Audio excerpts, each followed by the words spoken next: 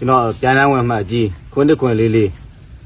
ဘွေးအောက်တွင်ဖြစ်ပါတယ်ခမ300ကိုကတာတက်ဖြစ်ပါတယ် ကိုလက်နဲ့ခြာခိုင်းတဲ့အချိန်မှာဘိုးကြီးကပဲခြာခိုင်းတာလားဒီငယ်သားတွေကအောက်လက်သားတွေကခြာ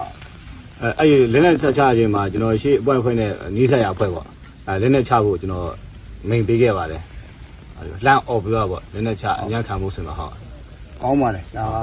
ဘိုးကြီးလိုအသက်ရှင်ဝင်အများကြီးရသွားတယ်ကိုယ်စင်တာဒီညမှာလည်းအေးဆေးကောင်းမှမနေထိုင်နေရပါတော့ဟုတ်ကဲ့အဲ့ကျတော့ဘာဖြစ်ဖြစ်ဟိုနောက်တစ်ချိန်မှာလည်းကျွန်တော်တို့မိသားစုတွေနဲ့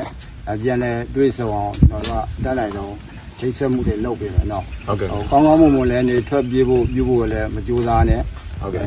ဒီလက်ရှိမှာလည်းပေါ့နော်ကျွန်တော်တို့ကြံခဲ့တဲ့ဒီစစ်အတိုင်းဝိုင်းတွေပေါ့နော်ကျွန်တော်တို့ဒါဆက်လက်မေးသွားမှာပေါ့နော်အခုလက်ရှိနေတာကတော့ဘိုးကြီးဒီစစ်ကြောင်းထဲမှာပေါ့နော်ဘိုးကြီးကဒီကျွန်တော်စစ်ကြောင်းသွားတဲ့ခါမှာပေါ့စစ်ကြောင်းသွားတဲ့ခါမှာဟိုဘယ်နေရာကဘာကိုတာဝန်ယူရတယ်လဲရှေ့တုန်းကဘာပွိုင်လဲအလဲကဘာပွိုင်လဲအဲ့ဒါတွေကျွန်တော်သိတယ်ဟုတ်ပြကျွန်တော်ကတော့ဒီစစ်ကြောင်းပါဆိုရင်တော့ကျွန်တော်ထက်မှာစစ်ကြောင်းမှုရှိရခင်ဗျကျွန်တော်ကတော့တက်ခွဲမှုပေါ့ဒုတိယပေါ့ခုကကျွန်တော်အောက်မှာကိုပဲမှာဆိုတက်စု1နဲ့3ပေါ့တက်စု1နဲ့3မြို့တော်ခမအဖွဲ့ပါတက်စု3ပေါ့ကျွန်တော်အဲ့တက်စုကိုကွဲရတာပေါ့အဲ့ကြဒီဘိုးကြီးကဒီတလျှောက်မှာပဲဒီစစ်ကြောင်းသွားဘူးလား